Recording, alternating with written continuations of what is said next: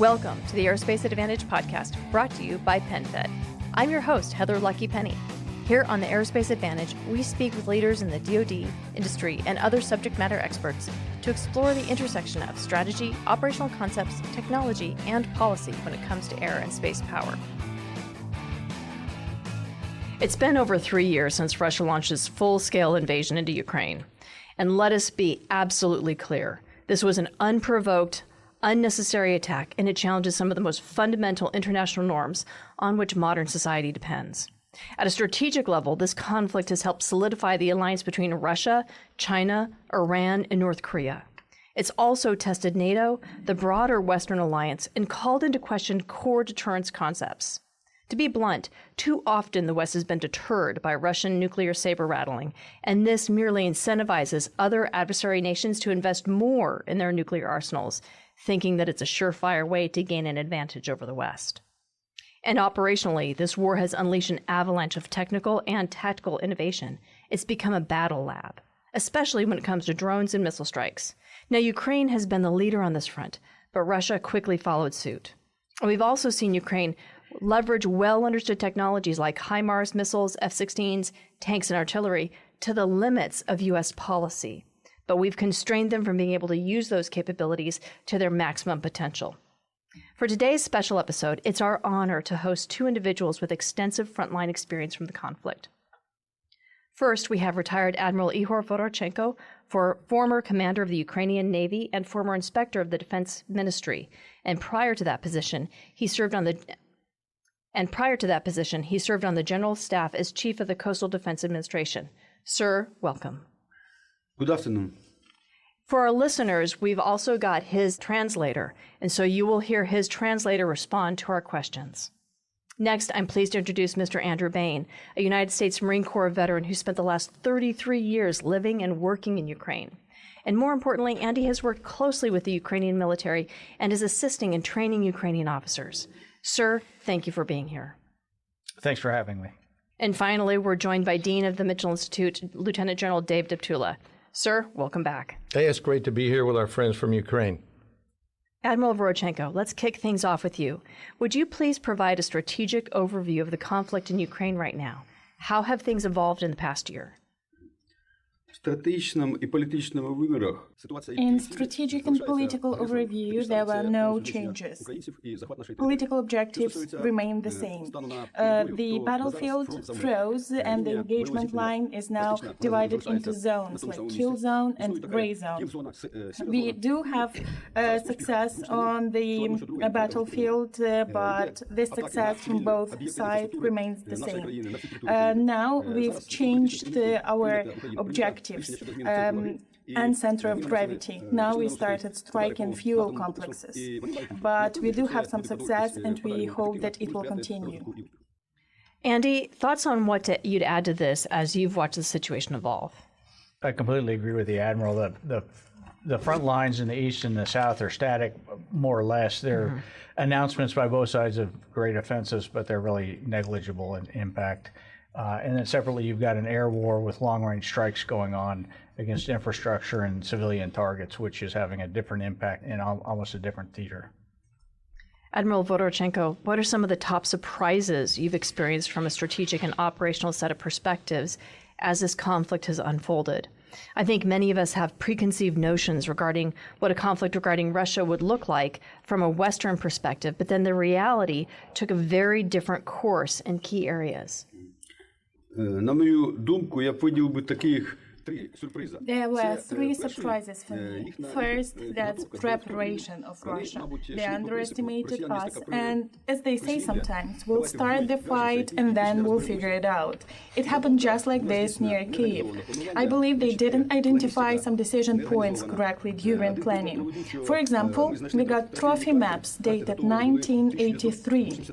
What kind of quality preparation is that? And it happened just like that in Kyiv. They didn't take Kyiv in in 3 days. Also, their logistic management was very poor. Second surprise that I got was reaction of international community. I guess it must be more aggressive to the terrorist state. From my experience, when I was blocked in my headquarters in Crimea in 2014, the advisor of UN Secretary General paid a visit. I told him everything about situation back then, who a little green man, and about my vision of future situation. After he left, I was still waiting for a reaction, but there were only words of concern. And third surprise, application of drones radically changed the warfare. We can achieve greater effect with smaller resources. Kinetic weapons are in the past. Because of today's weapons, we can stop the enemy. General Deptula, what would you add to this? Because you began your career in the final chapters of the Cold War. You watched Russia evolve after the Berlin Wall fell, and you fought lots of their equipment over the years. How has this war unfolded from your perspective, and where has it differed from your earlier estimates? Well, Heather, thanks for the question. I think the points that the Admiral made are spot on. Let me add a couple of my perspectives. From the outset, most expected that Russia was going to win quickly. But the reality has been just the opposite. The ingenuity and the commitment of the Ukrainian people and the military, combined with the incompetence of the Russian leadership and poor training, along with some of the other issues the Admiral mentioned, have turned the tables. Now I think Ukraine is on a path to victory, but continued U.S. support and the removal of restrictions on how its weapons can be used are essential. Now, from an airman's perspective, let me also add that I think a key lesson from this war is pretty unmistakable, and that's the value of air superiority in order to achieve a decisive advantage. That, along with the fact that current limitations are preventing Ukraine from employing U.S.-supplied weapons against key targets inside Russia, and that has effectively granted Moscow a sanctuary, or an area where its forces can operate with impunity. And these restrictions violate the fundamental principles of war and historical precedent. So to change that equation, I think one of the areas that you're going to see Ukraine move toward is adaptation of its doctrine and evolution to conducting more integrated air-ground operations and campaigns, ones that can synchronize operations across the air, land, and sea domains to generate true synergies between surface and air power. But ultimately, what I would share is that Ukraine needs weapons and munitions in sufficient numbers and types to capitalize on its current momentum, all of them integrated in a unified campaign. And if all these elements come together, Ukraine can secure not just its survival, but victory. Thank you. Admiral Voronchenko and Andy, I'd like to give our listeners a perspective of what everyday life is like in Ukraine right now, because it's been over 3 straight years of war. Moscow is intensifying its aerial attacks against Ukraine. Can you help our audience understand what it's like on the ground in many of these major city centers? На жаль, терор. Unfortunately, the global terror against us continues. There are air alerts every day. The enemy launches many drones and missiles periodically. And as you might heard, just last night, we've got 30 ballistic missiles over Kharkiv and Poltava region. Every day at 9 o'clock every morning, the whole country remembers the sons and daughters that died at war with a minute of silence. And of course, every day, civilians are the main objectives of our enemies, also residential buildings, infrastructure, and life support facilities. The loss of family member, a person you know, or somebody else is a huge grief. I have a question. God, why do you let them take the souls of innocent people? Why do you let the cannibal do that? But Ukrainians are people that love life, don't become desperate, and unite in difficult times. From my perspective as an expatriate living in the center of Kiev, I don't have the same impact of family being under threat. I do have friends that have been killed. I do know that, but it's a different perspective. To be honest, at this present, Kiev is very livable as a city. I'm familiar with urban crime in America, and doing the math statistically, most urban centers are more dangerous than Kiev. In fact, in 2022, I lived in Ukraine. I was there for the invasion, but the most dangerous day that year, and the only day I ever felt scared for my life, was a 2-day layover on Labor Day in Memphis, Tennessee. So it's actually quite livable in Kiev and Lviv. I was in Odessa several weeks ago. It's very nice. They get attacked and you hear the sirens, but I tend not to pay attention to them. Kharkiv, closer to the front. I was in Izium, which is only 25 kilometers from the Russians several weeks ago. People just get on with life, and they understand everyone at this table could get hit by a car in 20 minutes, and people just get on with life. So it's not bad as far as I can, It's not bad for being in the middle of a war. It's not quite like World War II, Hamburg, for example, but I have to imagine that the devastation of the loss of families, family members, for that territory that's already been run over, but the Ukrainians are strongly keeping calm and carrying on. Yeah, both Admiral and Andy, as I mentioned earlier, most experts expanded Ukraine to fall in a matter of days when Russia launched its initial aggression 3 years ago. Why do you think their performance fell so far short? Як я вже казав, As I said, it was all about miscalculations in planning and preparation. And also what's very important, I didn't expect them to treat civilians in occupied territories so badly. It was worse than barbarians in Roman Empire that burned it all. Also, overconfidence in their actions on the main direction in Kyiv. There were elite Russian forces, including 98th Airborne Division, 31st Separate Airborne Brigade, and 45th Special Forces Regiment. And all these units took part in Crimea annexation and actions in Kazakhstan and Armenia after that. On the first day of war, Ukrainian nation showed some awareness, civic awareness, and mobilized. But we didn't expect them to fall so short, especially those elite units. From my standpoint, I was in Kiev all through the buildup and then through the invasion, and I was getting calls from friends at European Command to get out, that they're going to come through and they're going to take the whole country.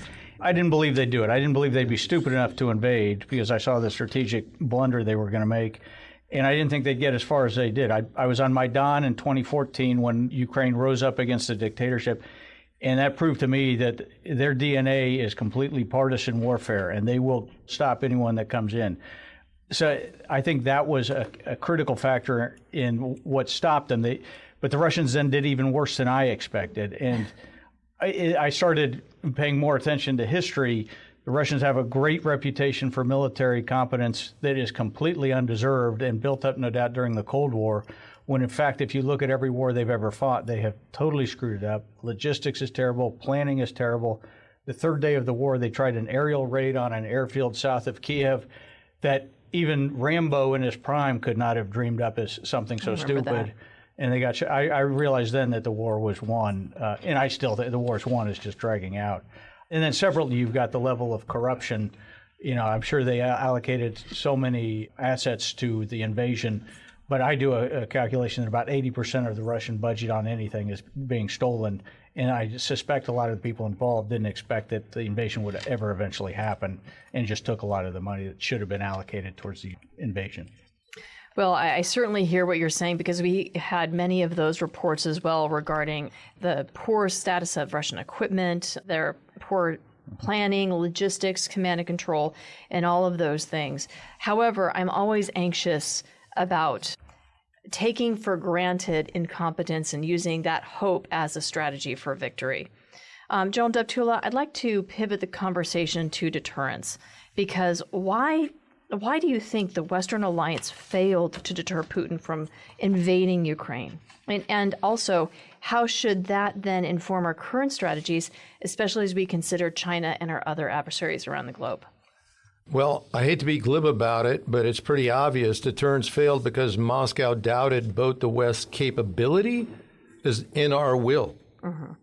If you recall, before the invasion, the Biden administration sent mixed messages, including public statements suggesting that a, quote, minor incursion, unquote, might trigger only limited consequences. So that ambiguity combined with incremental aid and delayed action projected hesitation instead of resolve. And Putin read that as weakness. Look, authoritarian leaders like Putin don't respond to rhetoric, they respond to strength. When they sense restraint or self-deterrence, they exploit it. And in this case, the Biden administration were the ones who were effectively deterred by Putin's nuclear bluster long before he even crossed the border. Deterrence only works when an adversary believes three things: that we have the capability to stop them, the credibility to act, and the clarity to leave no doubt about the consequences. And when any of those are missing, deterrence collapses. So, second part of your question, the lesson for the future, whether we're talking about Russia, Iran, or China, is that peace comes through strength displayed, not talked about, displayed, and not intentions declared. So we have to posture forces forward, remove artificial limits on how weapons are employed, and make sure adversaries understand that aggression will be met immediately and decisively. Deterrence requires readiness, resolve, and the political will to act before, not after, the first shot is fired. Absolutely. And from my perspective, there was no reason for Putin to believe that the West would act because they didn't after he seized Crimea. Admiral and Andy, I'd like your thoughts on this, because this is a really important issue, as none of us want to see this sort of invasion occur again anywhere. Peace through strength is always the better option.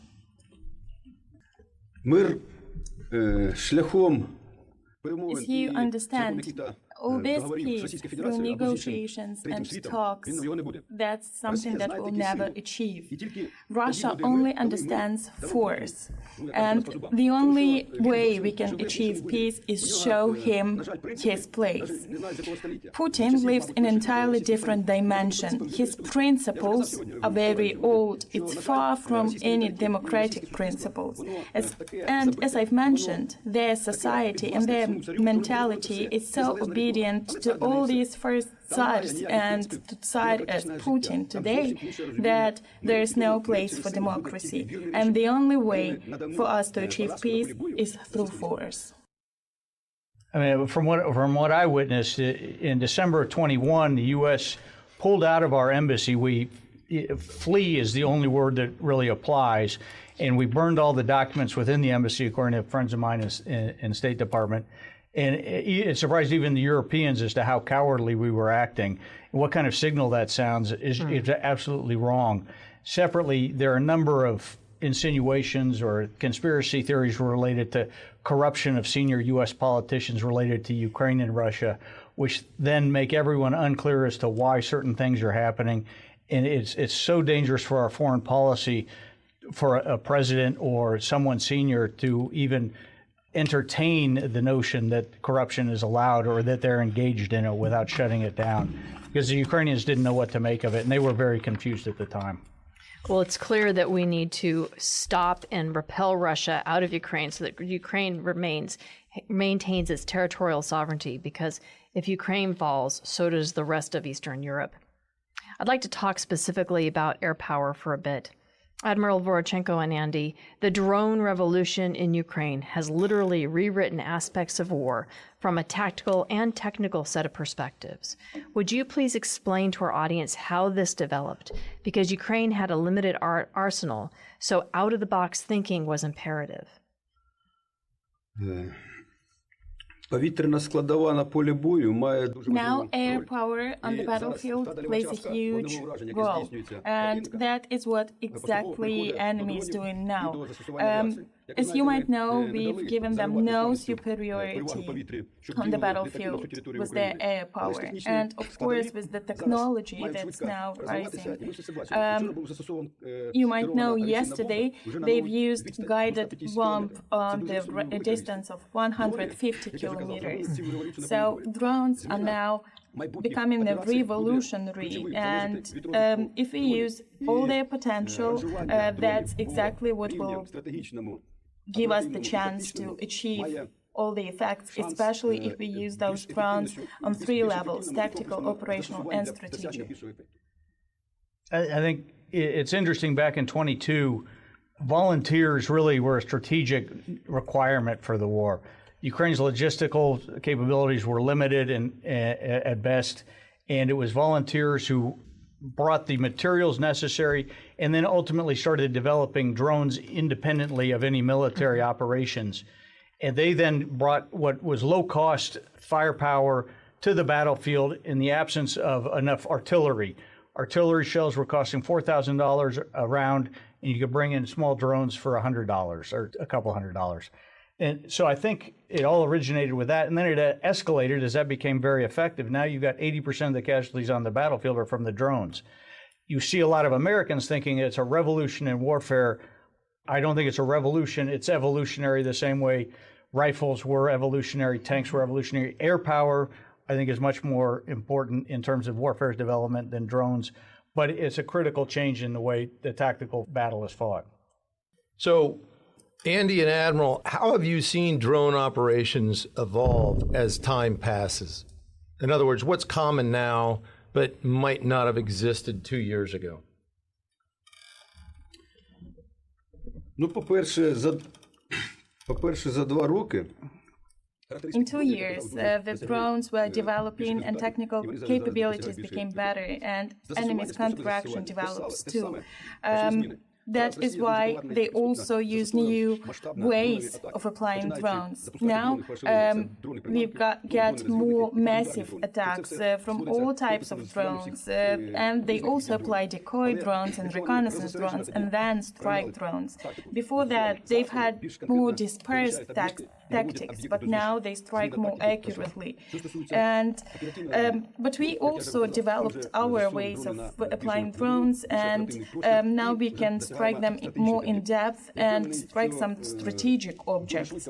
So I'm sure if we use them properly, that will be a key tool for our fighting. I think what's also very interesting is the way they've evolved organizationally and how they try and define it. Originally, it was any random guy who could get a drone from his family would then use it. And now you have drone squads within companies, you have drone platoons, drone battalions, you have a drone service. And they're grappling with how to design those structures and how to execute across the front using them. We've been bringing over instructors to teach them how to do doctrine in hopes that they can develop a drone-related doctrine to govern how they apply drones in the various applications that drone can be used. And so this is an evolution. It's very interesting how it's evolving, and it's going to continue evolving as long as the war is going on. And it will need to be specific to how they conduct other combined arms and integrated air and ground operations, because how Soviet doctrine, which has driven much of this previously, is very different than how the Western world and how the U.S. conceives of applying air power by achieving air superiority and conducting strategic attack. General Deptula, Andy had mentioned previously that this notion that drones make air power obsolete is really malfeasance when it comes to military applications, because we've seen many in the U.S. suggest that this mass proliferation of drones means traditional air power with bombers and fighters, air superiority and strategic strike is obsolete. I'd really like to hear your thoughts on that. I know for our listeners, this will be something that you've heard before from us, but drones are an additive capability. They simply cannot replace air power. Well, Heather, I think most of the people listening to this podcast understands my position. It's a ridiculous, myopic, sophomoric, uneducated, have to continue to say this because ignorant, I don't know why folks assessment. Still don't understand. Yeah, well, as you suggest, here's the deal. Look, drones, which, by the way, and I'm not going to take up any more time on this podcast because I could spend an hour on it. First, it's a horrible term. What's a drone? Is it a quadcopter, or is it an 80,000-pound uninhabited vehicle that can circumnavigate the globe? I mean, it's ridiculous. We're calling everything a drone if it doesn't have a turbojet on it. Mainly, as Andy indicated early on, they're individually associated precision-guided munitions that took the place of artillery. And so they've had an enormous impact in the close battle.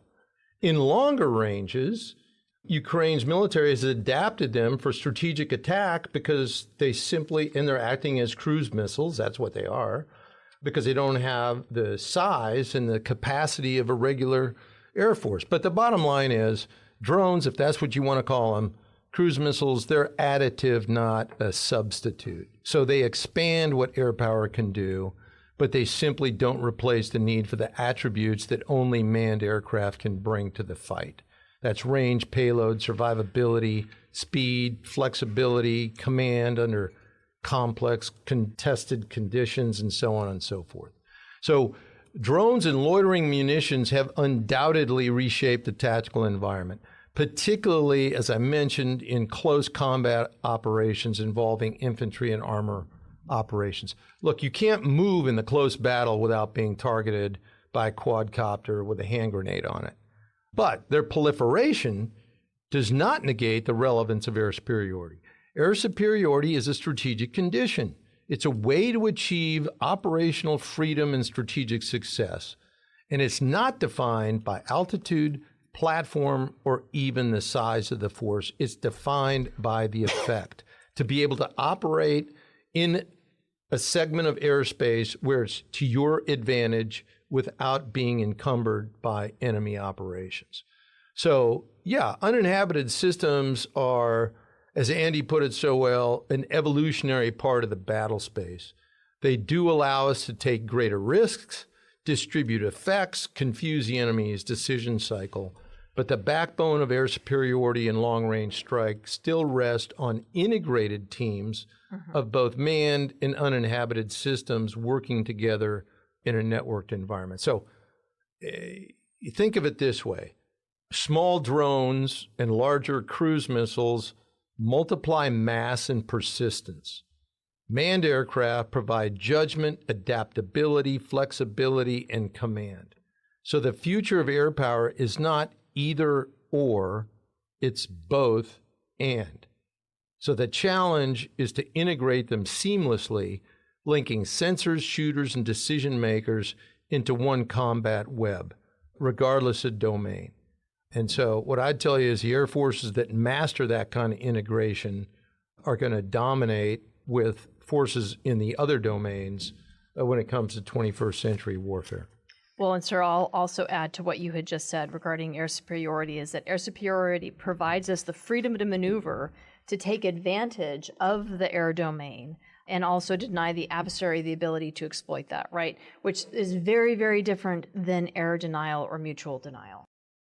PenFed checking and savings accounts are here for all your adventures. From, do you take this man to be your husband? I do.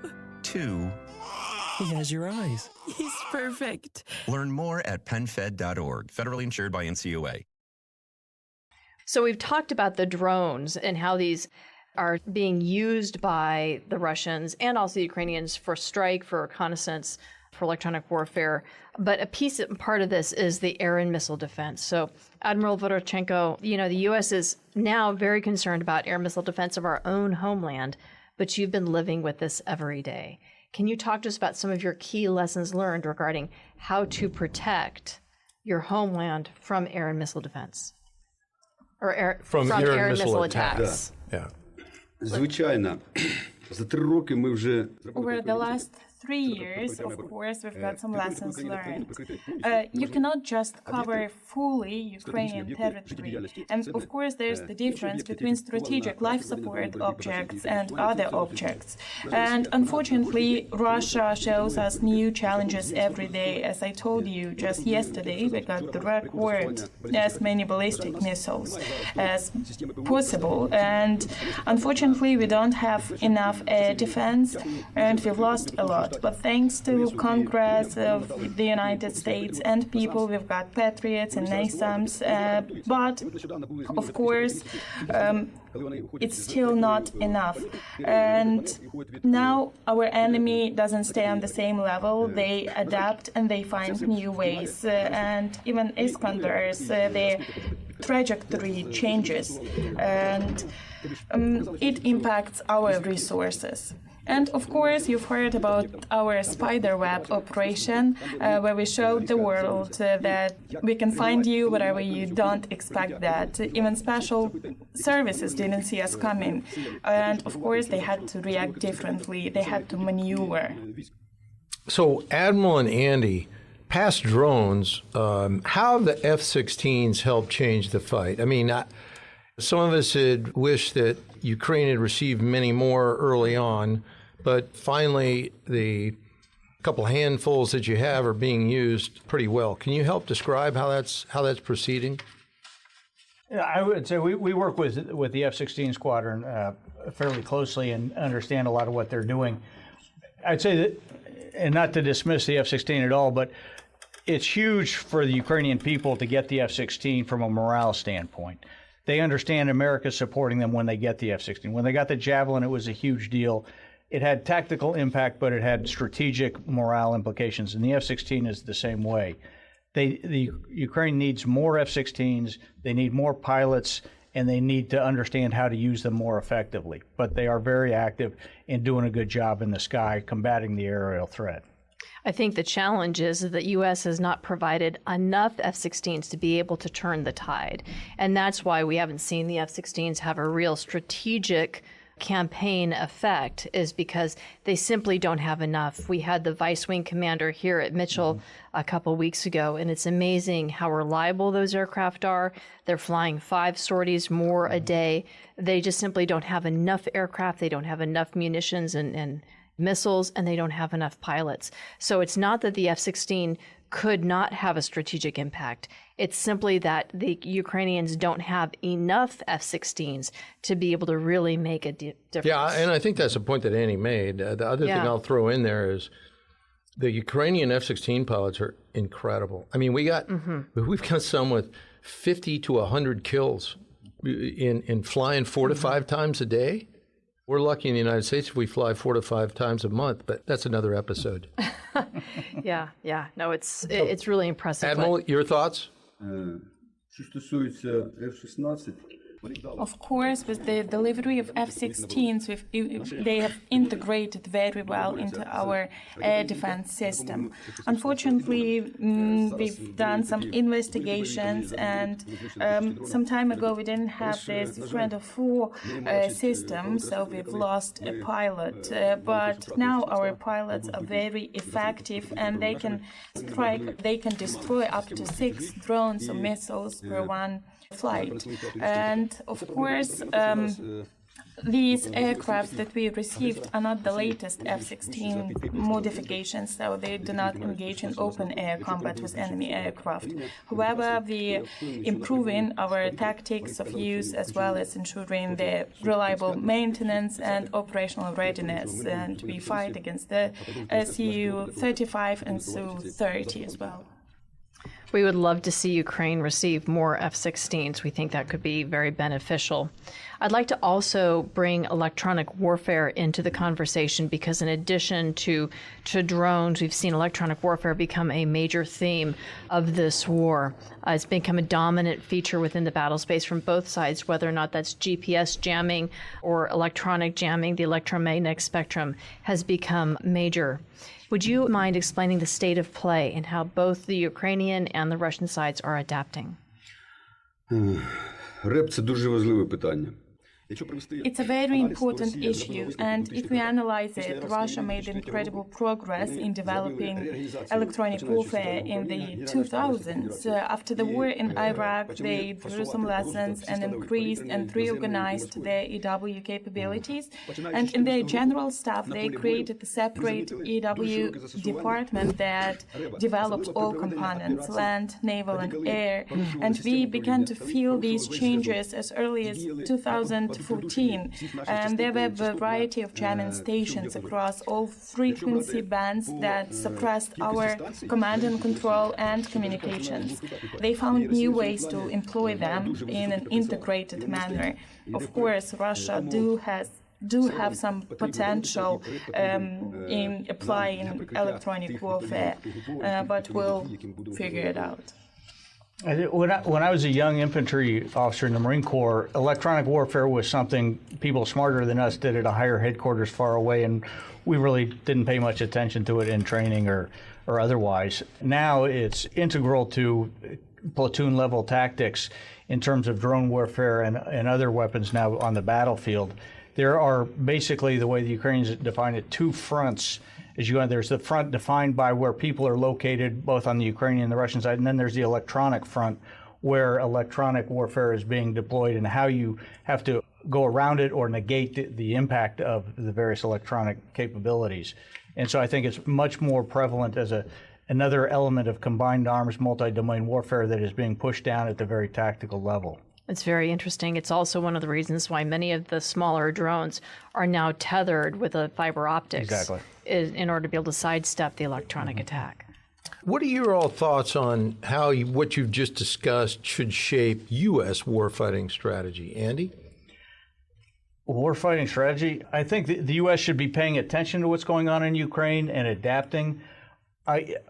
You've got a bad army fighting a not quite as bad army, to be honest, and I think there's a lot of propensity for pundits to say we've got to learn the Ukrainians are doing a fantastic job.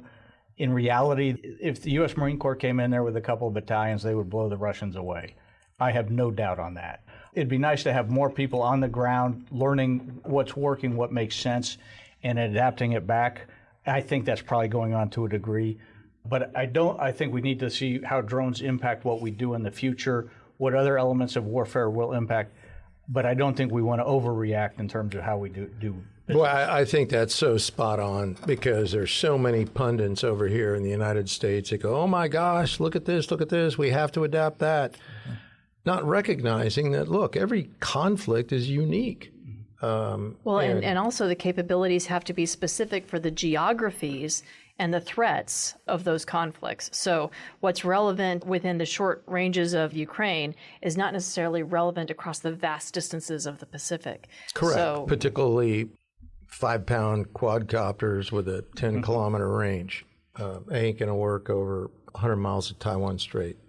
So we can look at those capabilities, but I think, Andy, what you said about being smart about what actually is relevant to how we operate, where we want to operate, the threats that we're facing. But I think an important piece of that would also be getting U.S. military members, folks within national security and the intelligence services, to go be in Ukraine for more than just a day, 2 days, 2 weeks.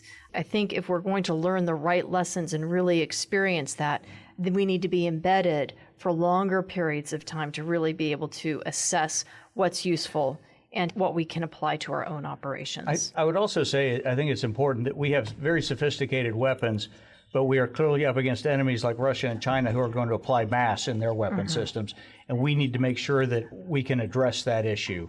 We can't be sending $4 million weapons against $50,000 weapons for a very long period of time. So we need to think about how to deal with that. Absolutely. Actually, I think there's an old dead Russian who said something like, quantity has a quality all of its own.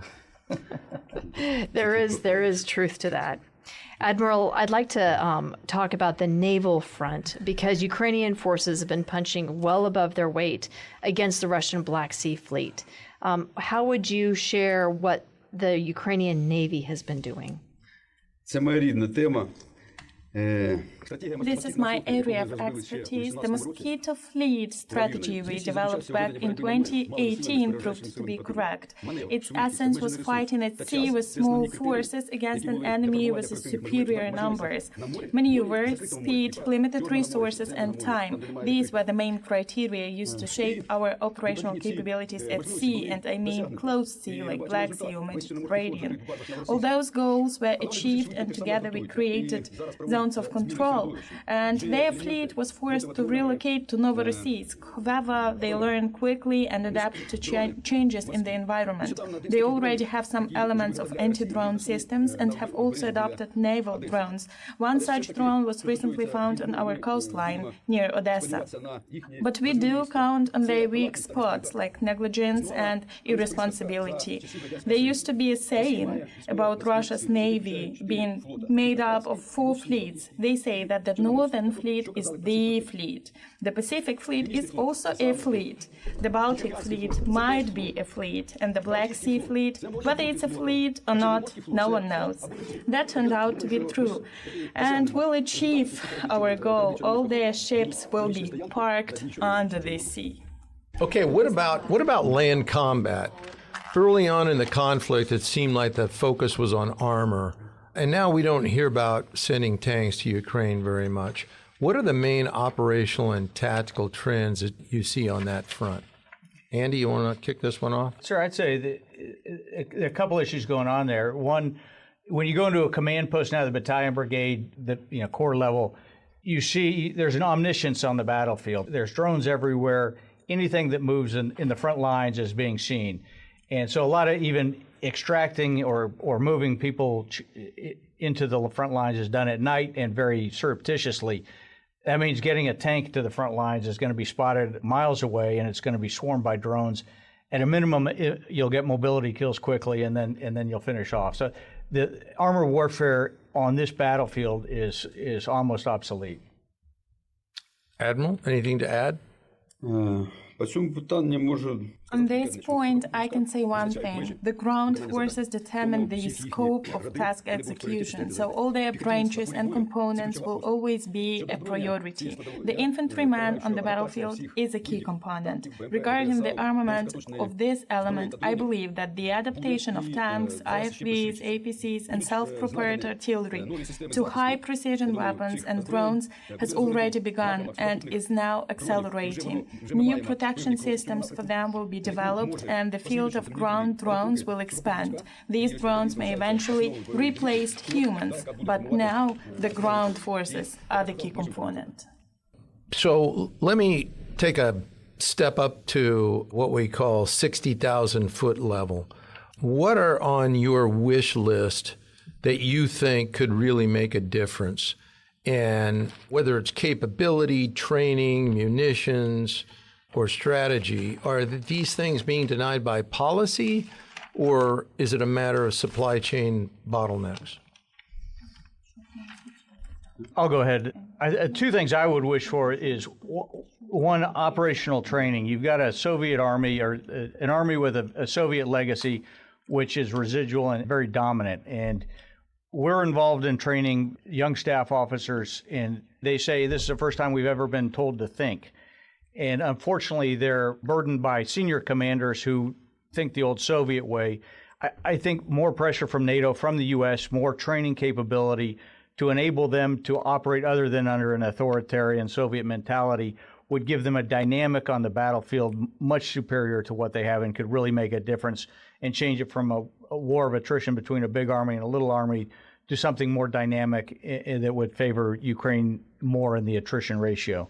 Separately, I think a long-range strike capability, and I don't know what that is. Tomahawk may or may not be it, but something that's able to hit further back in the battlefield, impact logistics hubs, impact resupply, that is going to leave the Russians unable to maneuver near the front line, I think is something that has been identified as critical in terms of hobbling the Russian army and able to do anything. I just have to add my commentary that hearing that from a longtime Marine does my heart good, and it shows that Andy has truly adopted the joint way of thinking. And you're right. I mean, it's not an either or. It's all these things. I hope that's kind of what I'd gotten across earlier, is that perspective of incorporating all the elements, and part of garnering leverage over what really is sort of a David versus Goliath fight is by hitting key and critical nodes deep in Russia. And so the more we can provide that kind of capability and capacity to Ukraine, the sooner we're going to get this fight over with, and that's to everyone's advantage. Admiral, what are your thoughts in terms of lessons learned from the front lines, and how is that shaping thinking at the top command levels? Я повністю згоден з Енді. I agree with Andy here, and I also believe that our main task is to change philosophy here. Unfortunately, all the reforms we've got since the first years of independence in Ukraine, these reforms were not that successful because we ended them on the first stages. And of course, I went through changes of commanders and political leaders. But from my experience, we formed new staffs, but we still have not been prepared to full-scale war. And now our main task is to change the philosophy of leaders and their way of thinking and making decisions. And we should align that with the real-life experience, what we have on the battlefield. Now we've made a decision to shift all this system into core system, and we formed them, but now the question is how to create the unity and cohesion throughout all these core, how to make them make decisions correctly all together. That's our main task, so we can effectively use the weapons we get and fight the enemy. Thanks very much. Let's shift gears just a little bit and talk about Russia. Admiral and Andy, can you share some of your insights on Russia's ability to innovate and adapt in this conflict, and perhaps maybe provide our audience with a couple of examples? I would say they're not nearly as good as the Ukrainians in terms of innovating or adapting, but they're good at copying the Ukrainians. For the last several years, the Ukrainians would say, well, they adapted drone strategy or drone tactics about 6 months behind the Ukrainians. What they are good at, though, is unlike the Ukrainians who have a large landscape of innovation, the Russians are not an innovative culture because of their authoritarian nature. But when something genius does pop up and is proven, they're able to scale it very quickly, unlike the Ukrainians. And so they do have, for instance, these longer range fiber optic cable drones that they're now mass producing, and those are dangerous to the Ukrainians. Separately, they're now mass producing the Shaheeds and improving them. So they're able to scale things that are working, but they're not as good as inventing them in the first place. У них, як я вже казав, дуже швидко проводяться всі заходи ці. As I mentioned earlier, they have a talent for improvement, transformation, adaptation, and innovation. These are good qualities, but they also, what they do, they steal our technologies. As I mentioned earlier, it was naval drones. We saw the same naval drone that they've made, but who will they use it against? Against civil ships, probably. And we are very different. We don't have all this resource, but they do have it. And they do not value the life of a soldier, and I wouldn't even call them soldiers. They are zombies that come for money, they come for such empire dreams or something, and all these adaptations come at a great cost. And we often say that Russian soldier serves for 12 days. In first day he's mobilized, 10 days for training, 11 and 12 for his death. So social media shows it all. Such a great videos of them coming there for money as zombies. That's a very insightful answer. Thank you for that directness. General Deptula, let's circle back to the idea of deterrence, because we've seen recent Russian incursions into NATO member state airspace. Thoughts on how we redouble down on the deterrent front to prevent the expansion of the conflict, or the belief by Russia that they can press established boundaries? Well, yeah, Heather, thanks for asking the question. Any violation of NATO airspace, no matter how brief, is a test. It's a probe to see how we react. Look, deterrence depends on certainty of consequence, not ambiguity. So when Russia crosses a NATO boundary, our response needs to be immediate, unified, and unmistakable. We've talked about this before. Putin pushes where he perceives hesitation. He respects strength and coherence, and he exploits delay and debate. So that means we need to redouble our deterrent posture on 3 fronts. First, presence, forward visible combat power, especially integrated air and missile defense, ready 5th-generation aircraft, and rapid response strike packages in every domain. That signals that NATO territory is firm. Deterrence isn't about rhetoric, it's about readiness that's obvious. Second, integration. We need seamless command and control across all allies to include Ukraine so that a radar track entering any friendly airspace automatically triggers a synchronized response. Fighters airborne, air defenses aligned, and messaging coordinated within minutes, not hours. Third, clarity. Moscow needs to understand that every violation carries cost. That doesn't necessarily mean escalation, but it does mean calibrated, immediate response. Bottom line, deterrence only works when strength is visible, reactions are automatic, and adversaries have no doubt about where the red lines stand or what happens when they cross them. So, Andy, you're an American who spends much of his time in Ukraine. What, from your perspective, are the major misperceptions or a simple lack of understanding that you would like Americans to better realize when it comes to Ukraine? I live over there, and I spend a lot of time helping them. The Freedom Fund, we do a lot of training with them, and I focus on that. I don't spend a lot of time trying to explain to Americans who are not there, why we should support Ukraine. But given the question, I would say the Ukrainian people are a good people striving to be free and protect themselves. As Americans, we help those kinds of people. This is what we were raised at. This is our culture. I think it would be wrong not to support Ukraine in this position. Separately, I think any reasonably intelligent person, given all the information related to the region, to national strategy, to national security, global U.S. interests and economic and political benefits, would come to the conclusion that helping Ukraine is by far the best interest of the United States. So no matter what administration is in power, no matter what faults the Ukrainian administration may have, it's in America's best interest to be making sure Ukraine succeeds and is victorious in the end. Admiral, you've got a direct audience with the American public. What thoughts would you like to share? По-перше, я хочу The first thing, I really wish the U.S. remains the #1 leader in the world, defending Western civilization and its democratic values. I want to say, get stronger and get stronger again, because the evil empire and this coalition are still alive and have now raised their heads.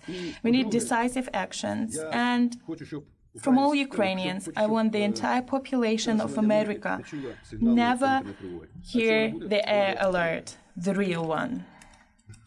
Well, thank you very much, Admiral. One of the big things I want to mention is, before we wrap up, highlighting the fact that Andy runs the Ukrainian Freedom Fund. Its purpose is to organize educational sessions that help Ukrainian defenders adopt U.S. and NATO standards of leadership, planning, and command.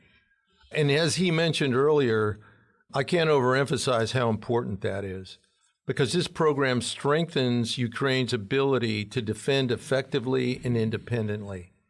So please go to ukrfreedomfund.org and contribute what you can, because your support helps Ukraine's defenders train, adopt, and move closer to victory, which is also in the United States' critical national security interest. Gentlemen, thank you so much for your time today. Unfortunately, we're out of time. But again, thank you for joining us and sharing your insights. Thank you, sir. Thank you. And General Deptula, as always, we really appreciate you joining us. Well, thank you, Heather. Today was a podcast that was a particular pleasure to participate in. Slava Ukraini.